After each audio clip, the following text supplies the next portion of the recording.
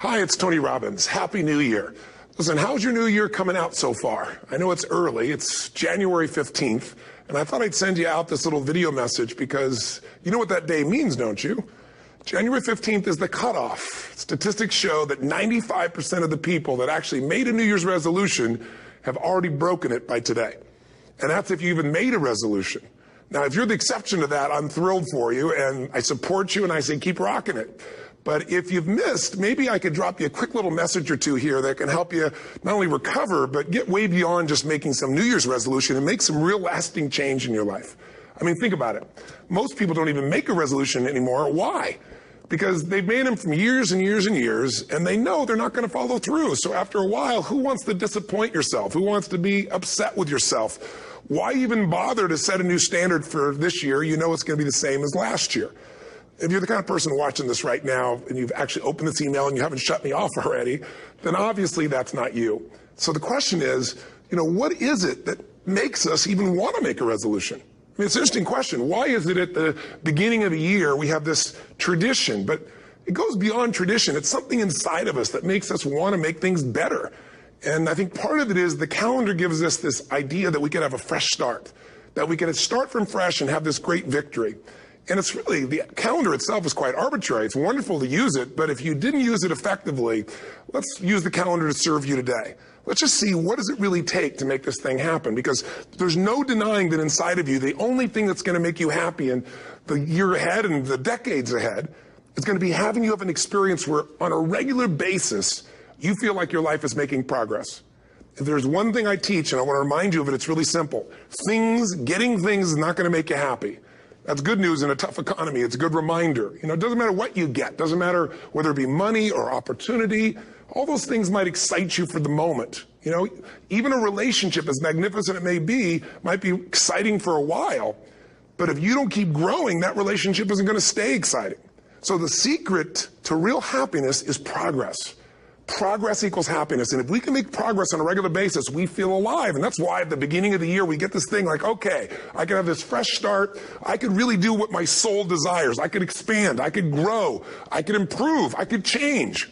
Or maybe better than change, I could progress. See, think about that. Progress is an aliveness to it, doesn't it? You don't have to work at changing. People say all the time now, well, I'm working on changing. Don't worry about it. You don't have to work on changing. Change is automatic. Your body's going to change whether you want it or not as the years go by. And no matter how hard you work, there's going to be some changes going on there. The economy is going to change no matter what you want it to do. The weather is going to change. Relationships are going to change. Everything in life is always changing. We don't have to work on change. Change is automatic, but progress is not. So if you want to make real progress, then you really got to look at your life in a different way. You got to say, I got to take control of this process and not just hope it's going to work out like people do who make a resolution. Because really, isn't that what they're really doing at the beginning of the year? They're saying, well, here's my resolutions for the year, and they really basically tell you their wishes. It's their wish list. It's what they hope it all comes together. And then they call it a resolution, but they don't know what a resolution is. When you resolve something, to have a resolution is to resolve it. When you've resolved, this is how it's going to be. That's when you cut off any possibility except the thing you've committed to. It's like the old adage, if you want to take the island, you burn the boats. Because when you burn those boats, there's no going back. You're going to find a way to make things work. And most people, they're stating what they hope will come together. And if it doesn't happen, then they're disappointed, but they're not too disappointed because they're not too vested. What does it take to successfully create a lasting change in your life? To not only have a New Year's resolution you follow through on, but really have a lasting change? Well, the first step for lasting change is very much like making a New Year's resolution. Fundamentally, it's the same. The first step is you got to have a vision for what it is you really, truly want. Not what you think you want or what you should have. I mean, what are most people's New Year's resolutions? I'm going to stop eating sugar. I'm going to stop smoking. I'm going to lose 10 pounds. The problem with that is it's not very inspiring for most people. It's not telling you what you're going to get. It's only what you're not going to do. And it's kind of hard to have you move forward with that. A vision is about what you're here to create. A vision that really works is one that excites you. If you say, well, my resolution, my goal, my outcome for this month, this week, this year is to lose X number of pounds, that's okay, but it's not very compelling. It has to be a compelling vision. It's got to have something that has the power to pull you, not something you have to push yourself to do. Those are two different kinds of motivation. Push requires willpower, and willpower never lasts. What will last is pull. Having something so exciting, so attractive, something you desire so much that you have a hard time going to sleep at night and you get so up early in the morning to rock it and take it to the next level. That's what you're looking to create. And that isn't easy to get. But one of the reasons we do seminars and events and we say, why do that? Why not just read a book or something? Is because when you get in an environment where you're with people that are being put in a peak state, like when you're going to a sporting event, if you watch a sporting event at home, it might have a certain level of excitement. But when you're in a stadium with 50,000 people, suddenly it has a whole different level of intensity. And we feel that. And the bottom line of our follow-through comes down to our emotional intensity. In a different state of mind, you're going to come up with a much better and a more exciting vision than if you're sitting on the couch going, okay, what are my new resolutions for this year? And you're doing it the morning after the new year has started and you're a little inebriated and the football game's on in the background. Probably not going to have the power of focus there. Probably not going to have the power of the energy to create something that's going to pull you for this year. And you got to do that. So it's got to be a vision that's compelling. Something that it's going to be a gift to make sure that it happens. And also, along with that compelling vision, you got to have strong enough reasons that you're going to follow through when the going gets tough. That's one of the biggest things missing for most people. They say, this is what I want to do. It's not very exciting. It's not very compelling. But most importantly, they don't have strong enough reasons to push themselves through what's going to be necessary to get that dream, to get that goal when the inevitable challenges come up, when you're starving, hungry, and you're trying to go on a diet, right? When you got no time and you're stressed out and you haven't worked out still, and that's what you're supposed to do. When the economy gets tight and what you thought you're going to do doesn't work, and so you give up on the goal instead of finding another way to get there. You don't let the fear take you over if you've got strong enough reasons. Those reasons can be positive, or those reasons can also be negative. They can be, if I don't do this, this is going to cost me. And if I do this, this is what I'm going to gain in my life. Reasons come first, answers come second. If you get a compelling vision and you got strong enough reasons that will push you through the tough times, you're going to do things other people don't do. Instead of collapsing, even if you get off target, you won't go, oh, I blew it. You'll get right back on target, make the change, make things happen. And I know you've done this in many areas of your life. Just think about it again. I'm not teaching you something really new here today. I just want to remind you of what your soul knows. You got to change, you got to improve, and you got to go through a simple process fundamentally to make that progress. First step, vision that's compelling. Second step, make sure that there's strong enough reasons to follow through. Third step, you got to review it and feel it every day. I mean, anything. Have you ever had this happen in your life? Has there been anything in your life that you've ever wanted so badly? You were so desirous of it. You had such a hunger for it that you couldn't stop thinking about it. Could have been a career move, could have been when you were a kid, a car, it could have been a relationship, it could have been anything, but you were obsessed. You wanted to make this happen. You wanted to attract this to your life. You just wanted something. And you didn't even know how to get it. But it was so compelling to you. You kept thinking about it every day, envisioning it, imagining it, feeling it. And then stuff happened. And suddenly you started to attract people or situations to your life, and it just came together. Like, you didn't even have a total plan. It was just that it was so a part of your focus with so much intensity and emotion so often that it sensitized you to notice anything that could get you there. There's a part of your brain called the reticular activating system. For short, we call it the RAS. That part of your brain determines what you notice in the world. And it's really important because when you set a goal, when you get really clear on a vision and there's strong enough reasons and you review it enough and it becomes a part of you, that part of your brain says, anything that relates to this, I need to notice. It's like, did you ever buy a certain kind of car or maybe a certain outfit and suddenly you see that car everywhere, those outfits everywhere? Well, you know, the cars were always around, but why do you see it now? Because your RAS knows this is important. This is part of my world now. Similarly, when you really get clear and it's compelling and you're reviewing it every day, you've got strong reasons and you're reviewing it every day and you're feeling it, the brain becomes incredibly acute at noticing anything to get you to move forward. And so that's the power of this. So, you know, what do people do with a New Year's resolution? They come up with something they kind of want. It's not a compelling vision. They don't really have strong enough reasons, and they never review it again until they notice that they broke what they said they really want to have make happen, because they didn't really resolve.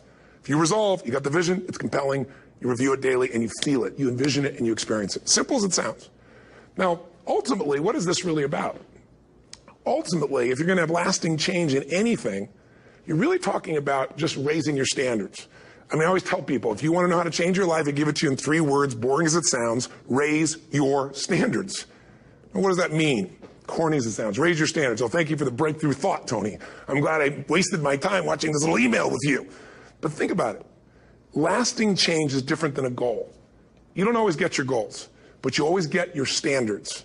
Maybe it'll help you is to think about it this way. I try to explain standards to people with a different set of words. Think of it as everybody in life gets their musts. They don't get their shoulds. Like, think about it. Most people have a list of shoulds, don't they? Don't you have a list of the shoulds, things you should do, you should follow through on? I should lose some weight, I should work out more, I should make more calls, I should respond more rapidly to my email, whatever, you know? I should get into the office earlier, I should be, more confident, whatever your should list is. People love to have their should list be met, but it's kind of like New Year's resolutions. If it does, it's really exciting, but if it doesn't, which is most of the time, it's a little disappointing, but you kind of know it's not going to happen. But when you decide something is a must for you, an absolute must, when you cut off any possible, you say, I'm going to find the way or I'm going to make the way. Human beings, when they resolve things, when they make a real resolution inside themselves, which is they raise the standard and they make it a must, they find the way. Think about it in your own life. Haven't you had some area of your life where you raise your standard and your life has never been the same? Maybe at one time in your life you smoked cigarettes, or you did something and you did it for years and you kept trying to change it and kept telling yourself I should. And then one day something happened. Something just clicked you over. Something took you over that kind of tipping point. And inside yourself you said no more. And it was a very, very different experience, wasn't it? Something inside of you shifted and what was a should became a must and you've never gone back. Is there an area like that in your life you can think of? Again, did you ever smoke cigarettes? Did you ever eat a certain way, drink a certain form of alcohol, and then finally say no more, and you just don't go back? And notice this, it doesn't really take any willpower anymore. Because somewhere when we make this click, when we make something a must, we attach ourselves to it. It becomes part of our identity. And one thing I've learned in the last, 33 years of working with people from now over 100 countries, 4 million people, is human beings absolutely follow through on who they believe they are. If you said to me, well, I'm really going to work hard to stop smoking, but, I've been a smoker my whole life and I am a smoker. I know your days are numbered. You're going to be back smoking cigarettes again because we all act consistent with who we believe we are. I tell people the strongest force in the whole human personality is this need to stay consistent with how we define ourselves. If you define yourself as somebody who is really conservative, you're not going to be crazy and act nuts unless you're really drunk or something, and then you can say it's the alcohol, when it's really just you finally getting permission to be yourself. The alcohol is your excuse. If you're a really crazy person, you act crazy, outrageous, playful. You don't act conservative because that's not who you are. Very often people say, well, I can't do that. I'm not that kind of person. And I always say to people, really, when did you define yourself? I mean, really, how many years ago did you come up with what you could and couldn't do in your life? How many years ago? Most people, if they really look at how they're living their life today, it's based on a set of standards, a set of beliefs that they made choices about 10, 20, 30 or more years ago. I mean, very often we made decisions in our youth or very young about what to believe, about what we were capable of, about who we are as a person, and that becomes the glass ceiling, if you will, that controls us. There's a corny metaphor, but it's true. I remember one time I was with my family at the circus, and there was a person there, and they had this big, giant elephant. And you look at this elephant, and they take this little rope, put it around the elephant's neck, and they drive this stake into the ground. And I mean, you look at this, and you know that elephant could rip down the entire tent with almost no effort. And yet, the elephant doesn't struggle, doesn't try. Why? Because the elephant's conditioned. And they take that elephant and condition the elephant when it's a baby elephant. That's how they train them. When it's a little baby elephant and it doesn't have the power yet, they put a big rope around it and they drive this huge stake in the ground, and the elephant fights and fights and fights. And one day, finally, that elephant decides, I'm not capable of pulling this out.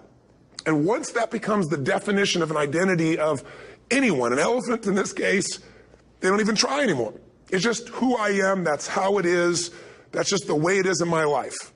I'd like to ask you to take a look at any place you've got a limitation and ask yourself, when did I decide to accept that limitation? And you may not even see it as a limitation. You might see it as just that's who I am.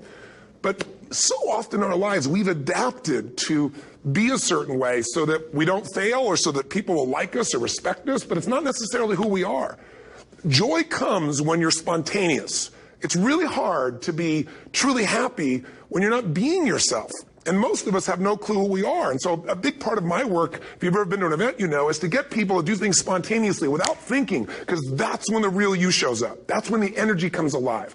And when you do that, when you start to connect to your true nature, suddenly there's energy available for you to set a higher standard for what you want in your life. That's what this is really all about. And when I talk about standards, when I talk about, you know, shoulds versus musts, think about your own life. I know there have been areas in your life where some point in time you just shifted and you raised the standard and your life changed. Because whatever people have their identity attached to, they live. We live who we believe we are. That's just how it works. It's just kind of like, I'll give you an example. Look at your physical body. Your physical body today is an absolute reflection of only one thing. Not your goals, not your desires, but your standards. The identity you have for yourself. If your standard is you're an athlete, then there's a certain amount of strength, a muscle tone, and energy that's available in your body on a regular basis because that's who you are. And so you do whatever's necessary to maintain that identity. Again, the strongest force in the human personality is this need to stay consistent with how we define ourselves. Because if you don't know who you are, you wouldn't know how to act. Once you lock in on that identity, your brain finds a way to keep you there. If you say, you know, man, I'm overweight, I've always been overweight, I'm big boned, and that's the story you've got, then you're going to always find a way to get back there. That's your settling point. That's your identity. That's where things lock in. If you see somebody who's in really great shape, you ask them, do you work out? You know the answer. Yes. How often? And they'll tell you 3 times, 4 times, 5 times a week, whatever. In a seminar, I'll ask people, who here works out at least 5 days a week? And I'm stand up. And you look around that room, and you know that they work out 5 times a week because you can see their body. You don't just get a result without some kind of action, without some form of ritual. Ritual meaning actions you do consistently. Now, do you think those people that are out there working out 5 days a week, do they have more time than you do? Or I have, or anybody else? Of course not. Is their life less busy? Of course not. It's just a must for them. They must work out that way, and they've made that turn and their life changed. So I'm not saying you have to work out 5 days a week. I'm just saying whatever you really want, wants don't get met consistently. Standards do. Whatever you identify, this is who I am. And so it's not so much about changing your identity as there's expanding it. You know, deciding that, you know, instead of your goals to lose 10 pounds, which is not compelling, what if your vision was to get back to my fighting weight? You know, this year, this month, this next 90 days, I'm going to transform my body. I'm going to take on a new challenge. I'm going to find some technique or strategy, there's a million of them, that can reframe myself where I want to feel younger, stronger, more vibrant than ever before. Here's my reasons. Because I want the energy to really make my life work. Because it's tough out there, and I want to be stronger than I've ever been before. I want to go in front of the mirror, and if I'm naked, not, you know, want to laugh. I want to look there and take a good look and go, yeah, I'm proud of whatever I see there. Whatever it takes, something's going to make you laugh, smile, something that's going to tease yourself, but something's going to move you to another level. If you identify yourself in a new way and you own that every day, and that becomes the standard of how you live, you'll find the way to make that standard real. Money's the same way. Think about it. It doesn't matter what's happening, quote unquote, in the marketplace. People that make money find a way to make money no matter what, don't they? I mean, most people's standard is to pay their bills. So that's what most people find a way to do, even when economic times get tough. Most people, if that's their absolute standard, they find a way. Some people's standard is pay their bills most of the time. And so most of the time they do. Some people's standard is not just to pay their bills, but to take care of their family and maybe even some of their friends. And they find a way. In fact, you know, some people may be in a family where they don't have enough money. They barely have money to pay their bills. They work their guts out. And then somebody, their mother, their father, somebody else, their sister gets ill, and there's not enough money to take care of it. Nobody else has money in the family. They don't either, but they find a way to get that money to take care of their mother or father, don't they? And pay their bills. They never could do it before. Why? The situation made them raise their own standard. And not everybody does that. Somebody else in the family might have money and still not take care of their mother. It all comes down to the inner game, my friends. Changing your life is a change in the inner game. The outside world you can't control, but you have absolute control over this one if you learn the dynamics of what shapes you. And identity is one of those simple, clear, fundamental basics that if you start to shift it, everything else will shift in your life as well. Some people, by the way, have to have more than enough money to do what they want, when they want, where they want, with whomever they want, contribute the way they want. And if that's their must, they find a way. I know that sounds overly simplistic, but it's true. You know, somebody once said you could take all the money in the world out of the hands of everybody, out of all the wealthy people in the world who are really successful, give it to other people. It wouldn't take too long. Those people would have it back in their hands. It's not because they're manipulative. It's because they have a standard. Some are manipulative, don't get me wrong, but they got a standard of what they're going to find a way to make happen. I'm just simply saying to you, take those 3 magic words and live them. Raise your standard. And if you really want to do it, then I'll tell you the most important secret. Have you ever done this? Have you ever told yourself you're raising your standard? Okay, I'm going to go make this happen. I'm going to go make this much money. I'm going to transform my kids. I'm going to create the ultimate relationship in my life. I'm going to transform my body, whatever it is. And then you don't have strong enough reasons and you don't use it. You don't follow through. It's because you didn't back up your standards with what makes those standards real, and that's rituals. Rituals are where the power is. Whenever we do our Robbins results coaching, and we say Robbins equals results, the way we get results with people, it's the same way if you listen to my Ultimate Edge program, or back in the old days, Personal Power, or if you went to one of my seminars. You know what I do is I take these huge challenges you got and we break them down into little bite-sized steps. Little things you do each day that after you do them, you get so much momentum that it's easy to succeed. You're not overwhelmed. You have these victory day after day after day on little things. If you went to Ultimate Edge, I'm sure you learned about the hour of power, or the 15 minutes to be able to be fulfilled, or 30 minutes to thrive, where you literally just condition your body and emotion with a couple little rituals. So it doesn't matter what's going on in your world. You feel that strength, and it's not fake. It's not some pump up. It's coming from inside you, and it works. Rituals define us. See, all the results in your life are coming from your rituals. They start with a standard and then have rituals that follow it up. Like, for example, if you are where you want to be physically, you have very different rituals than if you're not where you want to be physically. If you're overweight, you and I both know you got a different ritual than if you're physically fit. Completely different. You get up in the morning, what's the first thing you do if you're fit? Your shoes are there, you roll over. Doesn't matter how you feel, you put on your shoes, you lace them, you start walking, or whatever that ritual is. If you're overweight, you roll over and you have a very different ritual. You might roll over several times to turn the alarm clock off. You go in and get your mocha, smocha, whatever, special coffee. You stop by at Starbucks, whatever the case may be. You have your nice sugar muffin. It's supposed to be really nice for you. Whatever you do, it's a different ritual. If you have a great, passionate relationship, you have very different rituals in how you come home than if you have a lousy relationship. When you come home and the first thing you do is you're tweeting somebody, or you're emailing, or flipping on the news, or you don't even come home. What are the rituals? Whenever I study people that are successful, what I look for is what's the standard they hold themselves to, and then what are all those little rituals that add up? Because think about it. Success and failure are not giant events. They don't just show up. You don't just suddenly become successful or suddenly have this cataclysmic event that makes you fail. It may look that way, but failure comes from all the little things. It's failure to make the call. It's failure to check the books. It's failure to say, I'm sorry. It's failure to push yourself to do things physically that you don't want to do.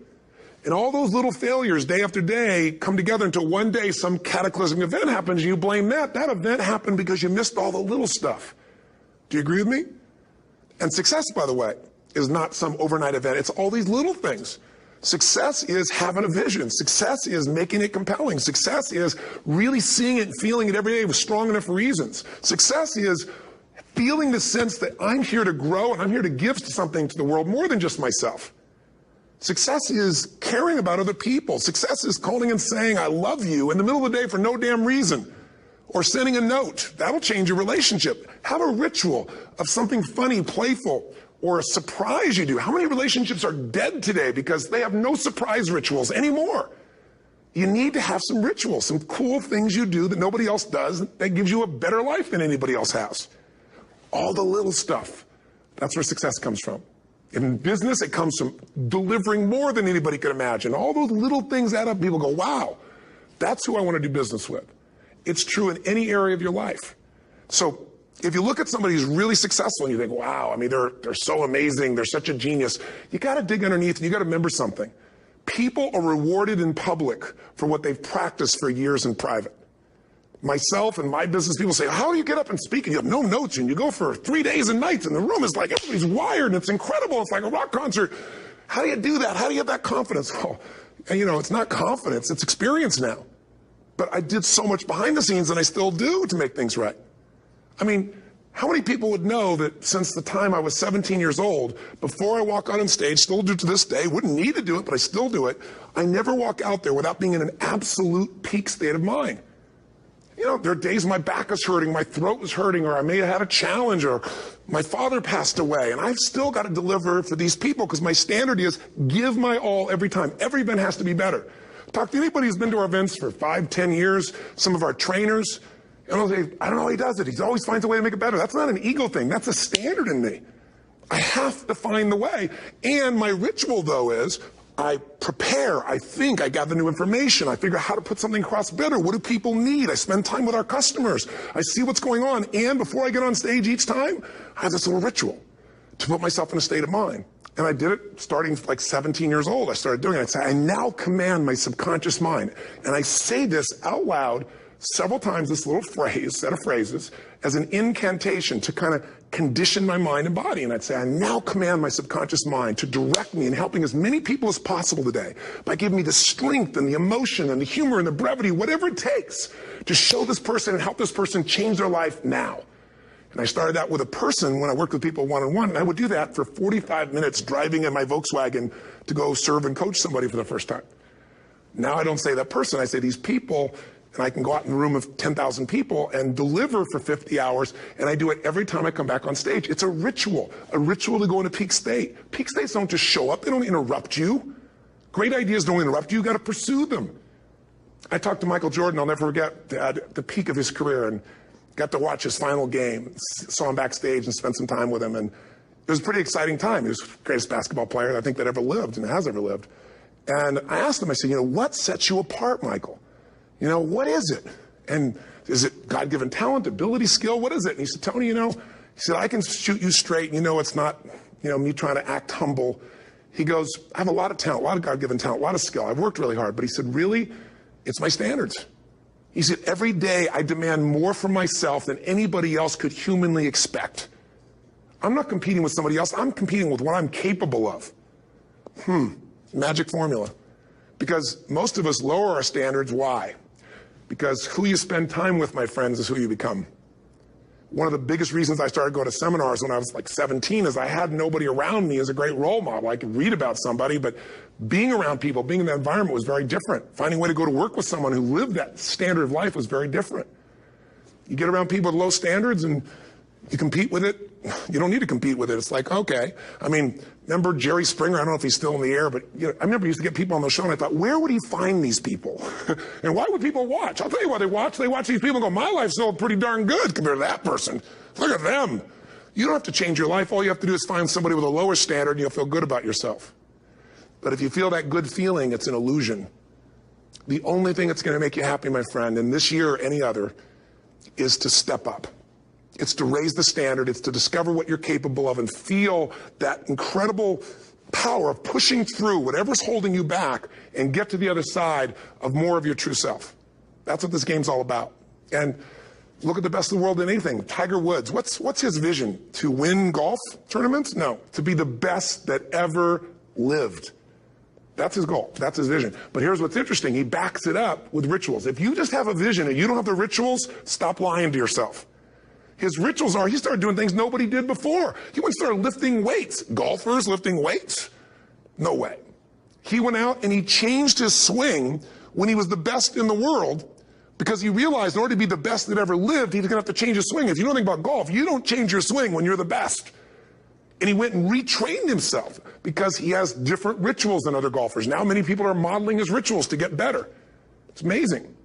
You look at somebody like Michael Phelps, the 2008 swimmer, won 7, only 2 people, I think, in history, if I remember correctly, that have gotten 7 gold medals in one session. And here's a guy, he's got number 6 under his belt, and he's exhausted, and he's going in for that final swim. I'm sure you remember. And how does the guy win? By 1/100th of a second.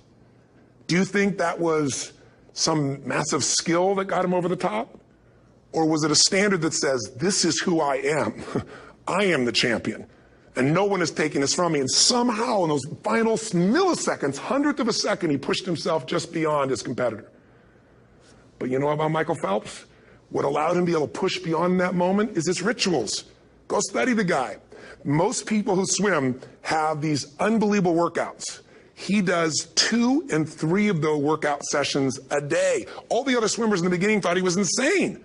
You're going to overtrain, you can't do that, it's not physically possible. But he had a standard and the rituals to back it up.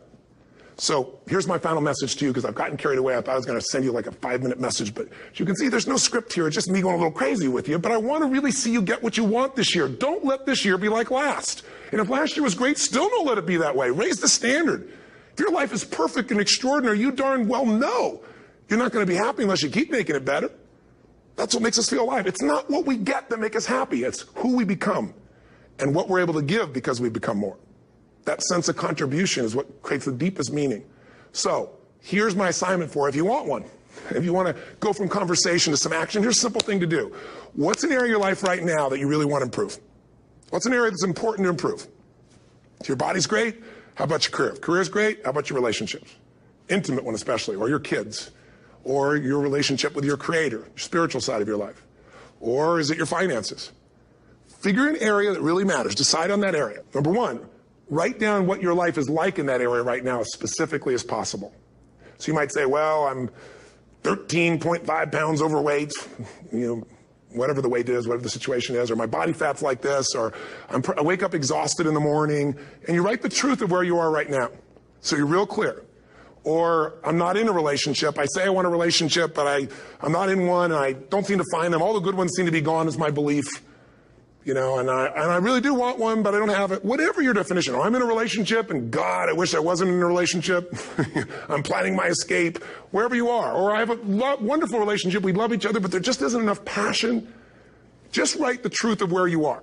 The area you want to change, but write how it is. And then the second step is, this is where you got to be really honest with yourself. What are the rituals that have put me there?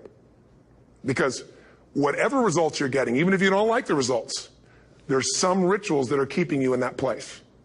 There's some rituals of what you eat or don't eat, how you move or don't move, how you sleep or don't sleep. There's some rituals in the lack of variety or spice or energy or focus in an area. There's something you're doing, and it's usually not one thing, it's a bunch of little things that you kind of do consistently whenever you think about getting in a relationship, whenever you think about working out, whenever you think about money. You get yourself in a state of overwhelm. You start thinking about all the things you can't control. Just write down all the rituals you have, and then here's the third step. What do you want? What's your vision? And be really specific. I want to be my fighting weight. I want to be the strongest I've ever felt. I'm going to turn whatever it is, be specific. And then, last step, number 4, what are the rituals that'll get you there? What would you need to do differently each morning if you're going to be that kind of energy, that kind of strength? How often would you work out? What days would you work out? What time? A ritual is something you do consistently, usually at a specific time, so it becomes automatic.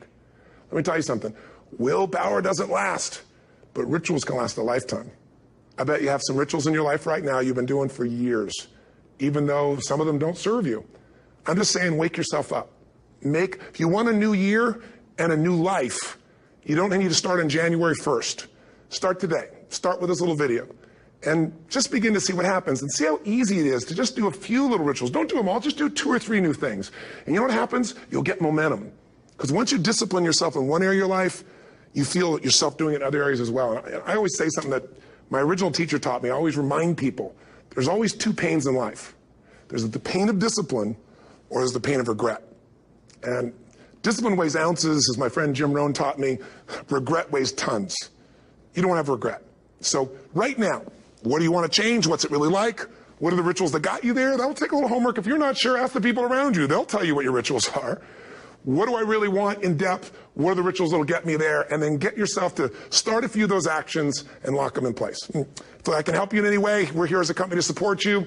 Come have an event with us. Come to Unleash the Power Within or Mastery University, or get a coach. You can get a free coaching session if you call our company and click on something on this. We'll probably have something on it, or get a product. Or don't do anything with us, but do something with somebody, starting with you. If you make the changes in yourself, you're going to be proud this year, and no amount of money or accolades from other people can mirror the feeling of being proud of knowing you've taken back control of your life, or you've taken a great life to another level. Because once you do that, you have something you can give other people, whether it be your kids or your friends or your family. And ultimately, that's what life's about. So thanks for listening. I don't know how long I went here, but I hope this has been helpful for you. I just thought it's a new year, and I want people to be able to truly create a new life. And until I see you again, hopefully soon, or gets a chance to meet you, live strong and live with passion. And of course, God bless to you. Happy New Year.